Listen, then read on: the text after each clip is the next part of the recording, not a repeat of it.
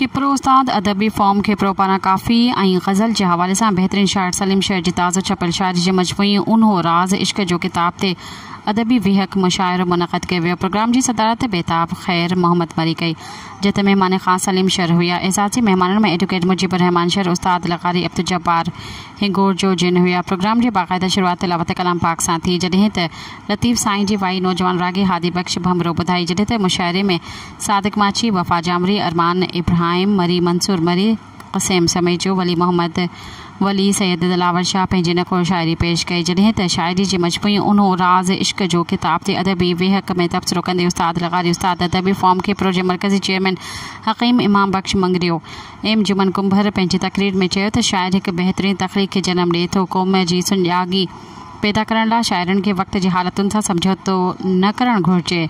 शऊर जे हवाले सां समाज जे इर्तिक़ा जी अक्कासी कनि त जीअं क़ौम खे वतन जी मोहबत उक़ीर सां गॾु नौजवान नस्ल जी समाजी ख़िदमतुनि में माहौल पैदा करे सघिजे थो। जिते आख़िर में सलीम शेर खे बहितरीन शाइर हुजण जो एज़ाज़ हासिल करण ते उस्ताद अदबी फॉर्म किप्रो पारां एवार्ड शील्ड्स ॾिनी वई ऐं किताब जी महूरत कई वई।